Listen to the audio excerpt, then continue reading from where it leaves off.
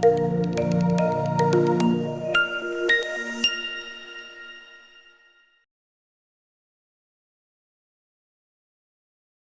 pagi, selamat siang, selamat sore para pendengar Green Culture Podcast. Selamat datang kembali pada episode kali ini.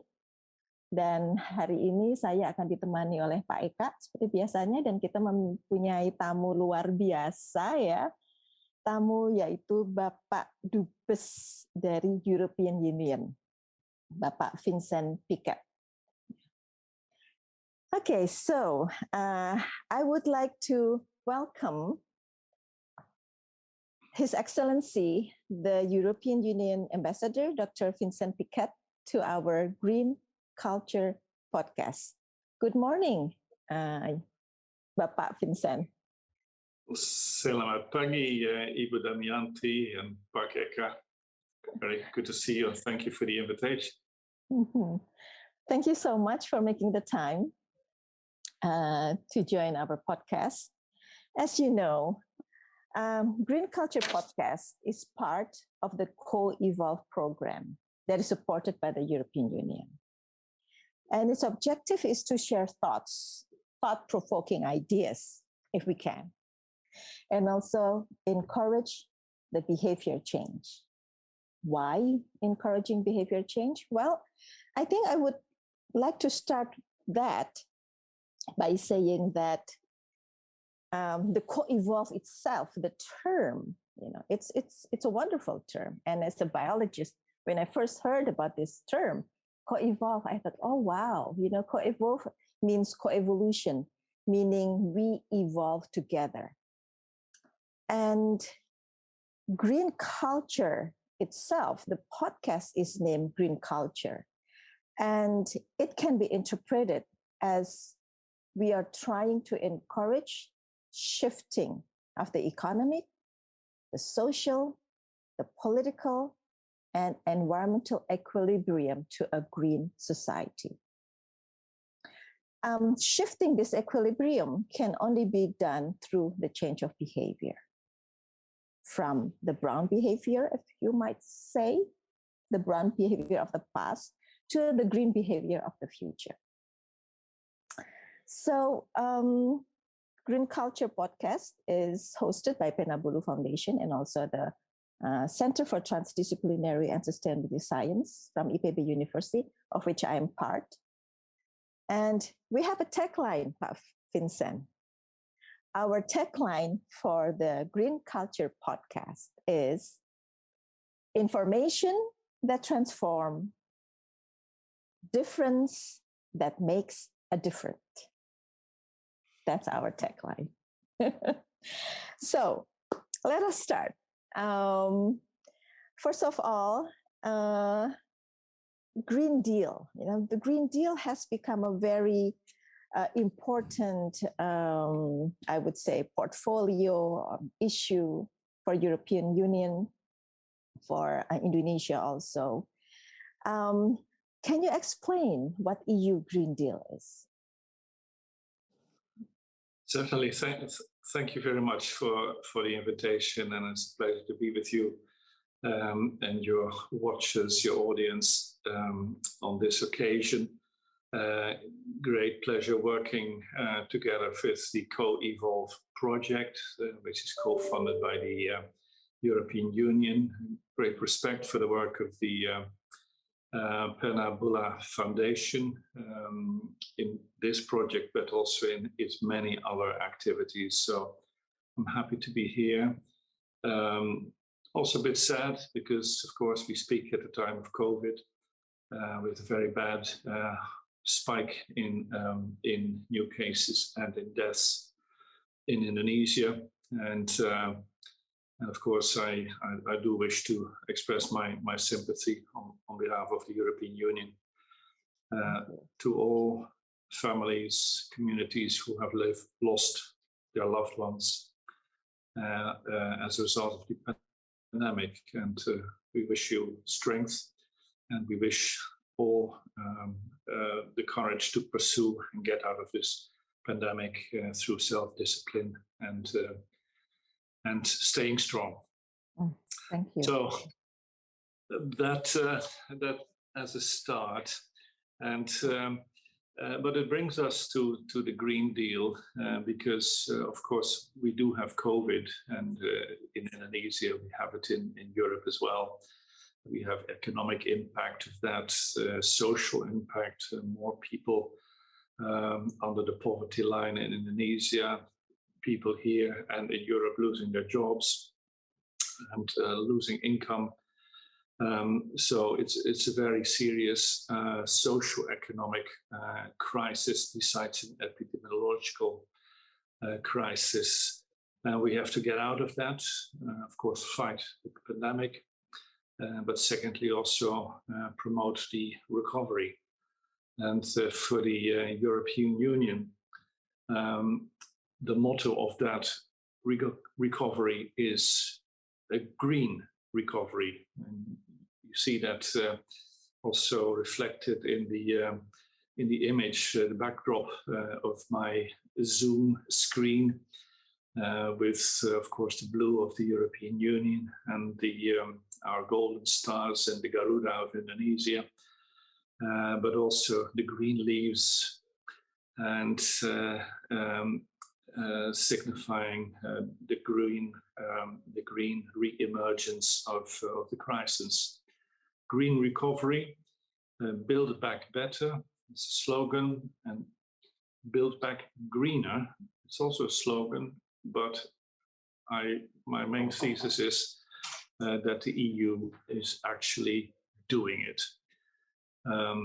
So we have, for that purpose, for that objective, we will have our Green Deal presented last year and now being rolled out. Now, what is in this Green Deal? It is not just an environmental policy or not just a climate policy, but it's a total transformatory policy that affects everything and every sector and everybody. It's not just for the companies, not just for the transport operators or the energy producers, but it's also for citizens.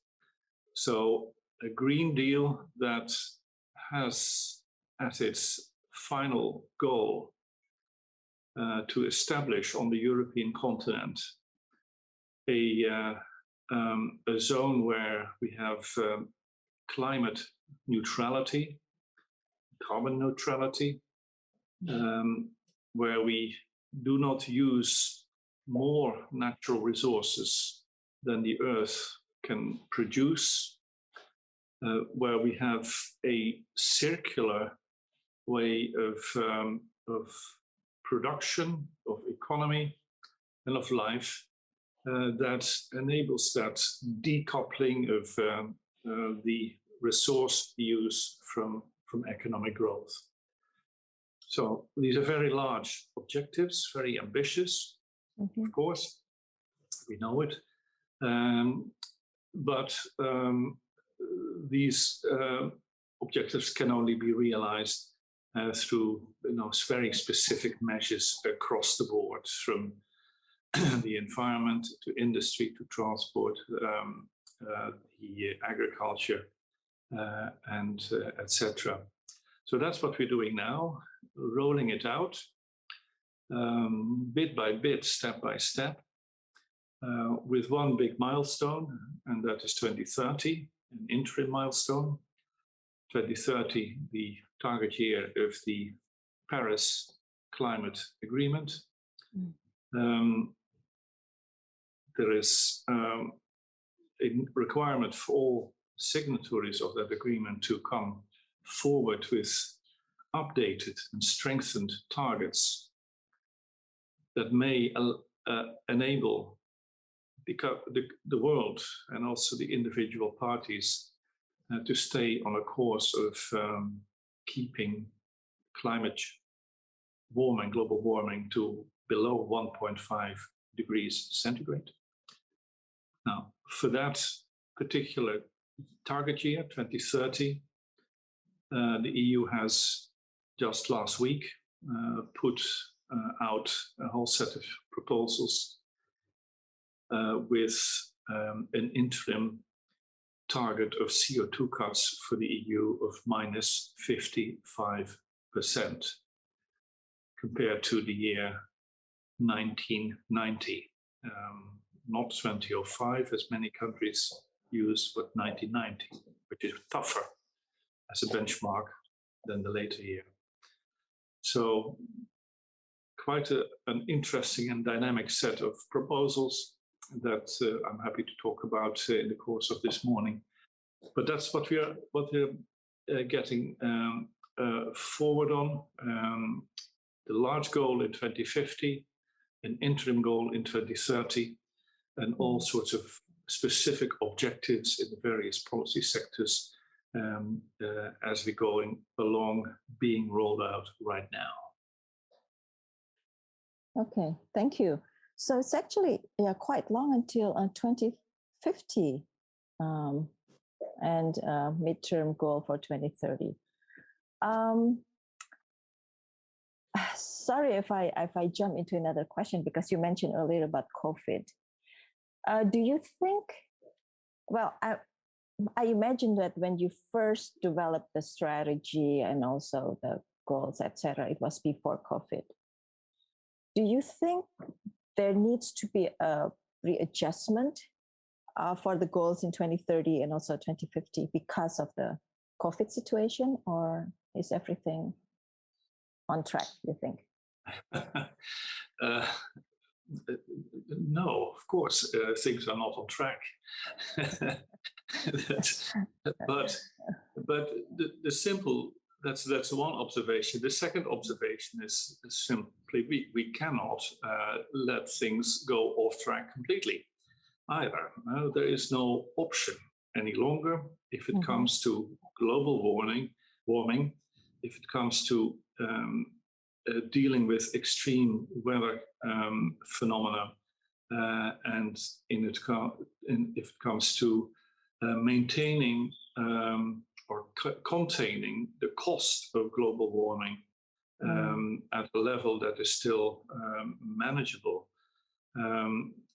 There is around in the public discourse in all countries, in Europe and Indonesia, still the sort of notion that this is a policy, cutting CO2 is an idea that you can do, you can not do it, you can do it faster or slower. We have discretion. No, there is no longer any discretion on this. We have reached as Earth a situation where we are, besides the COVID crisis, also in a climate crisis, and we have to deal with it now. And the studies consistently show that yes, it is costly to deal with to cut CO2 and to transform your economy and make it green. Yes, that's costly, but the other cost is much bigger, and that is the cost of doing nothing, or doing things too late. The cost will be mounting, will be piling up, and we leave the bill for the future generations. Now, that is something that is physically and economically impossible, and it's also morally impossible. Thank you, sir. Eka, would you like to ask something right now? Yes, if I may. Yes. So, first of all, thank you for the time. And I would like to ask, before I ask one question, I just want to confirm. It is mentioned that the Green Deal is not just a policy, but transformation. I think this is a very, very powerful statement of intention because from policy to transformation, I think it involves many process, many involvement from other parties, not only one party, and it's a very complicated process in my opinion. But so my question is, can you give summary or brief, in depth, even brief, in depth, what do you mean by not a policy, but a transformation? What steps are going to be taken, and what is the thought behind those steps? Well, it's about, of course, climate is a horizontal concept. It's something that affects. It's not just the weather that we have and the amount of sun we get in Indonesia. No, it's about everything that determines how the world lives, how humans live on Earth, and how life is continued, so maintained and preserved. So we have to look at it in its totality rather than in just one facet. And if you look at the transformational dimension of the Green Deal, then I think the key notion is to reduce the amount of natural resources that we use up in our economy, in our society, in our daily lives. And that goes for companies, for industry, that goes for transport, whether it's your private car or public transport, the trains, the planes, and shipping. And it goes for households, the way we build our houses, the way we maintain our houses, the energy that we use, the quantity, but also the quality, renewable versus fossil, the way we as individuals manage our waste. Do we reuse? Do we recycle? Do we separate and allow others to recycle and reuse, etc.? So it's a whole ecosystem of measures from the firm, from the farm, reaching out to the households and to public buildings. Of course, the same. Government at all levels have to take part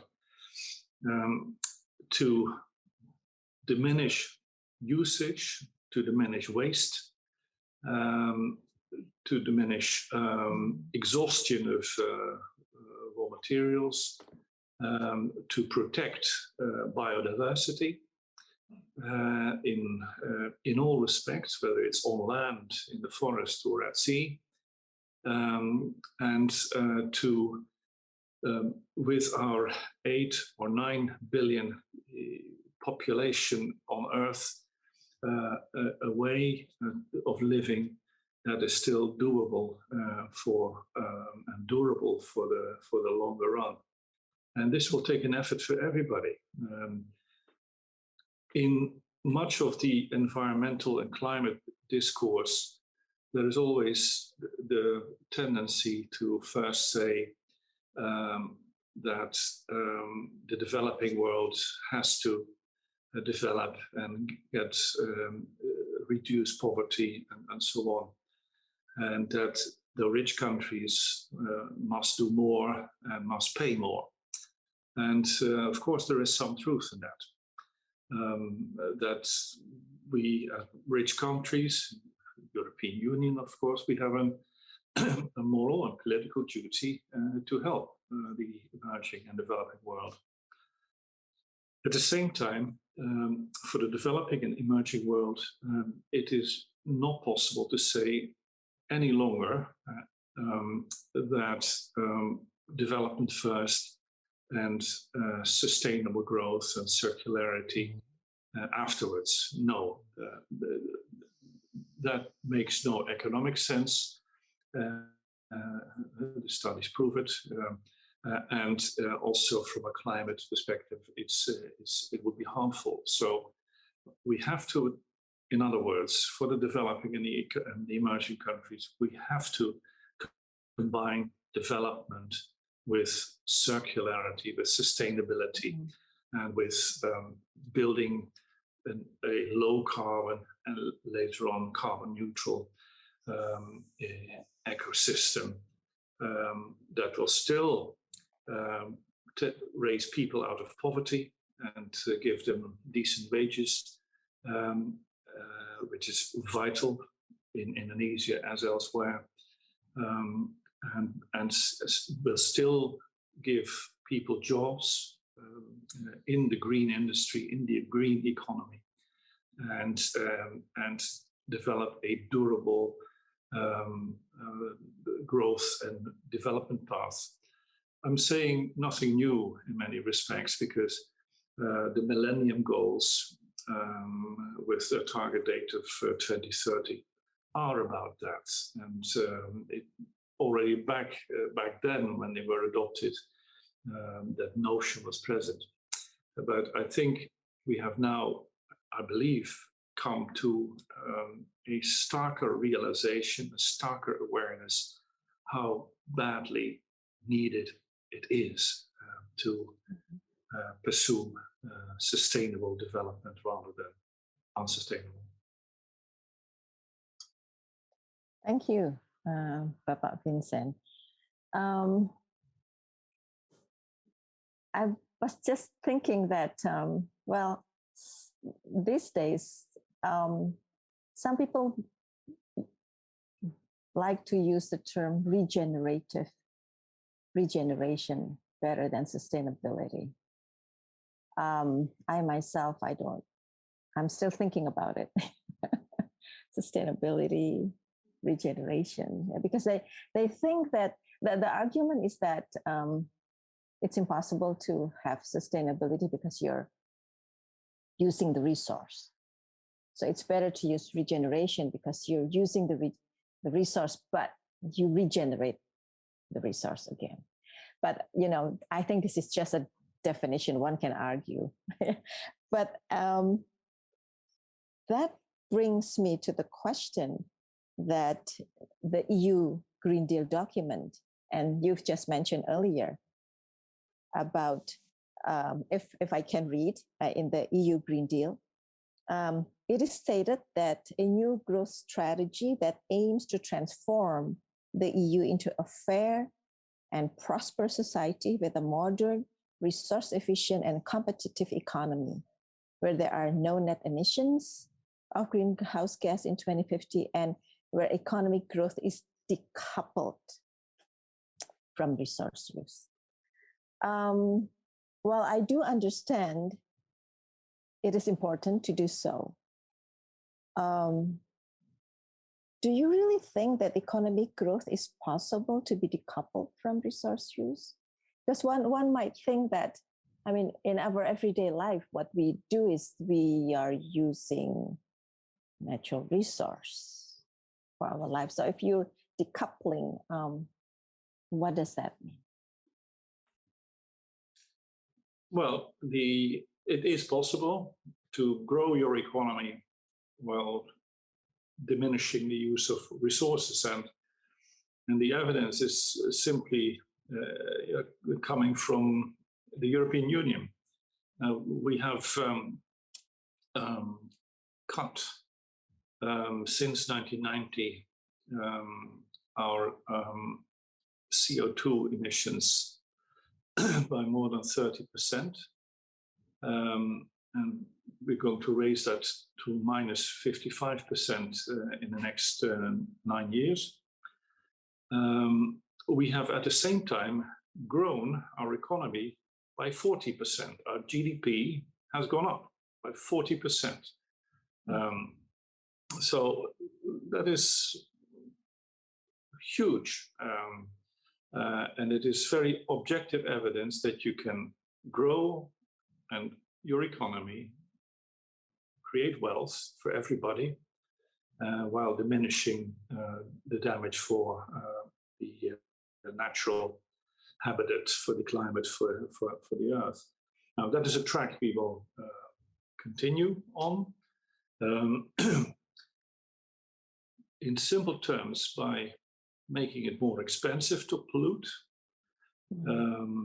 and if you make it waste and pollution more expensive, then you stimulate companies to invest in new technology, in more efficient production methods, more efficient power production, in the use of different resources that are less polluting, etc. So what we will be doing in general in Europe is increase the cost of pollution. So prices. The other thing we will be doing is set up new targets. You know that we have an energy efficiency directive that commits member states to realize energy saving, energy efficiency up to certain levels. Now that target is going to go up, and how? Through investment, through technology, and through different ways of using power in your households. We will also have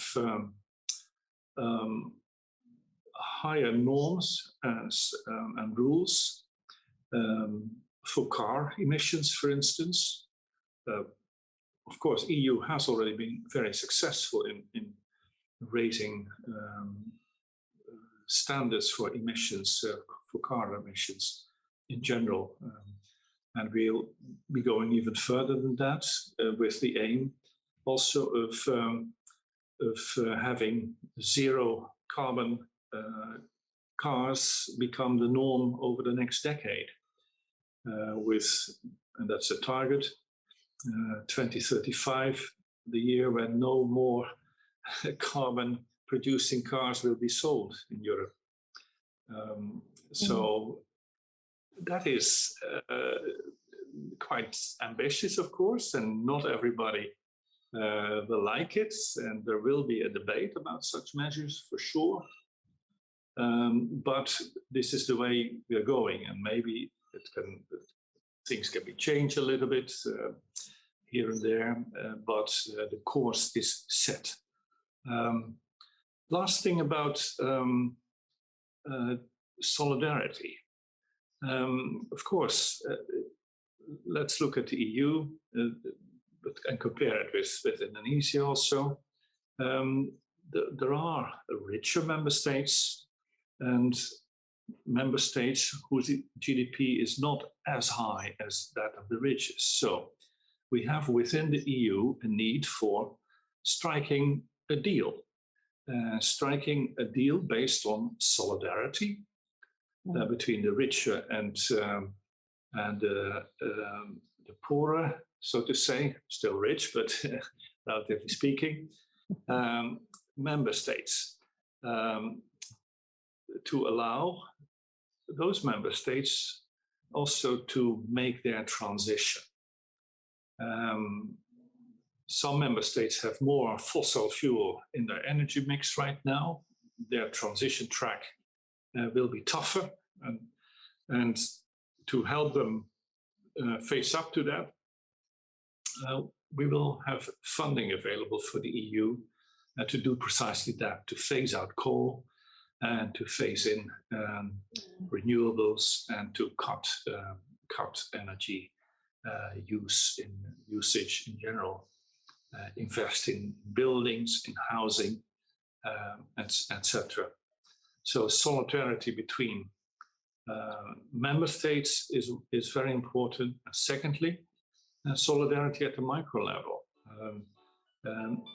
There are income differences, and of course we must make sure that as a result of the transformation, low income households are suffering.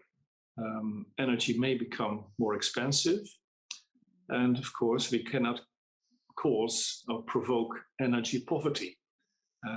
In other words, we will find ways to make sure with EU funding that the lower income households can also make the change, can be supported to make the investment for their solar panels on the roof, for clean and energy efficient heating systems in the house, and for double glazing, etc. So I think describing it in all these terms shows that what I meant earlier on about a transformation, an economic, environmental, but also a socio-economic transformation that the EU is now embarking on. We are ambitious. We are determined to be the first continent in the world to be climate neutral and carbon neutral. And we are willing to lead.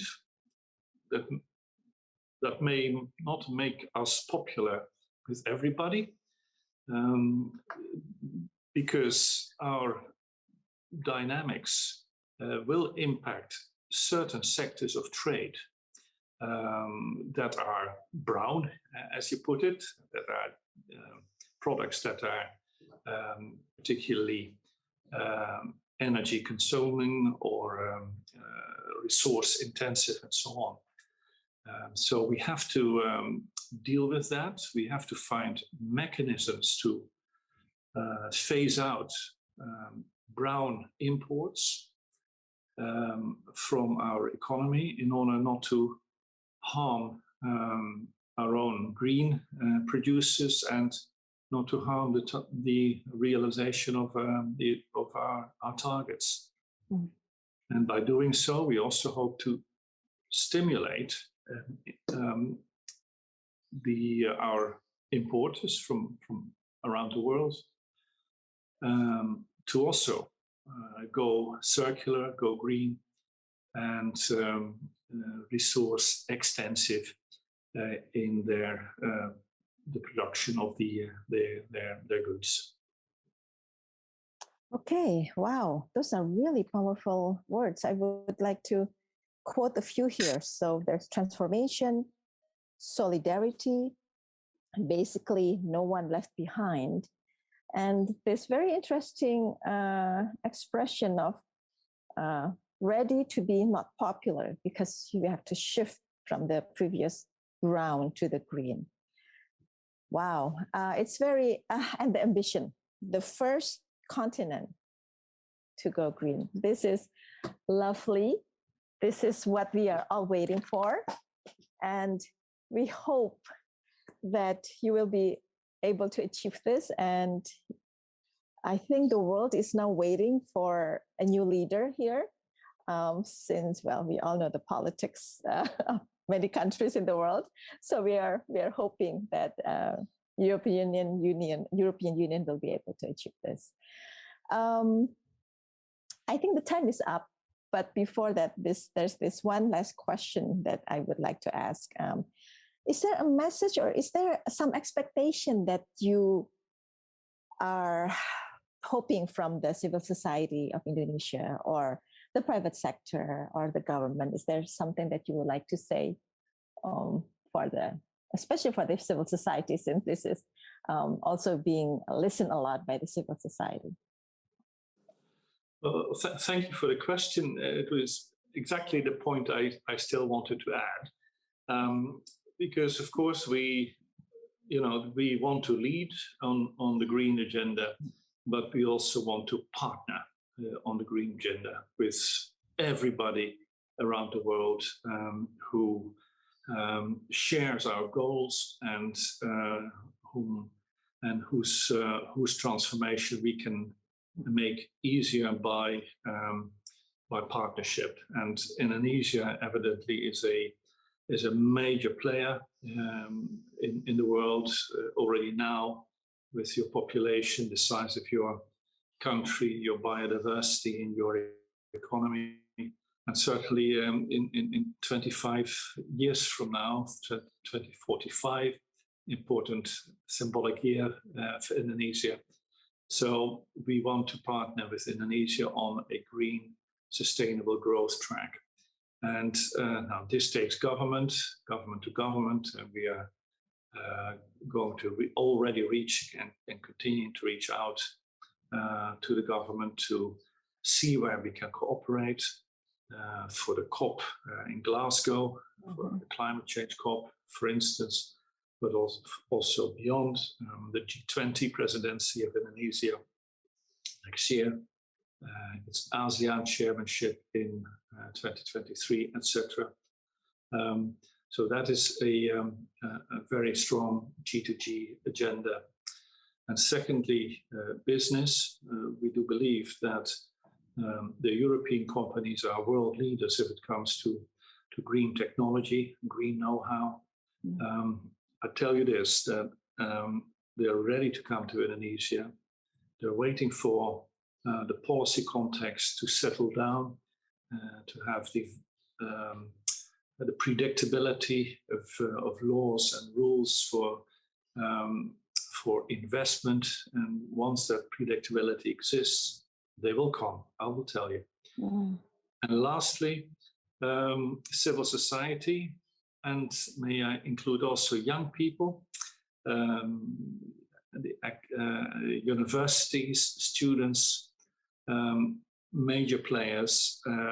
I think especially for the behavioral change that we all have to go through. And civil society speaks with society, with the citizens, the grassroots.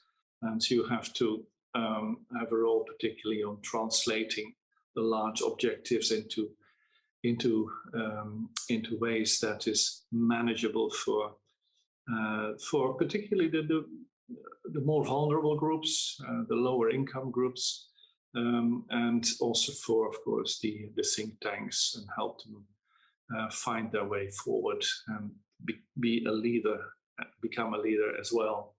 So we will certainly be reaching out a lot with civil society, including Penabula Foundation, but also many others. I'm speaking a lot at universities every week, at least once, if not twice. And so the green topic is always there. And I'm really impressed and happy to see the great interest of young people in this, because I do think that young people in Indonesia, they know what is happening. They are clever people, and they, of course, look ahead, and they see this potentially dark future, brown future, and that is not a thing they like.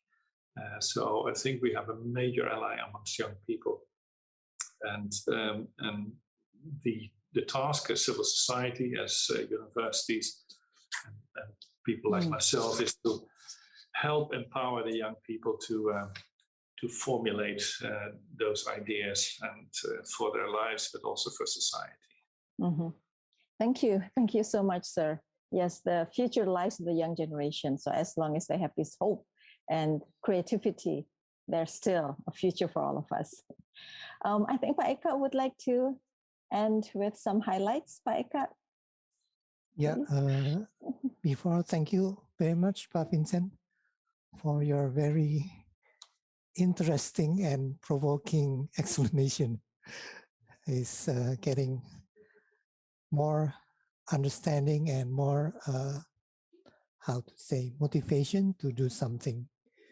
So actually, I want to pick up one highlight only, because I think there are so many things that we can elaborate, but I think the main point is that Green Deal is not a policy, but a transformation. What is being transformed? It is the behavior of the person or the collective. Whatever collective that means, it can mean continent, country, region, and so on and so forth.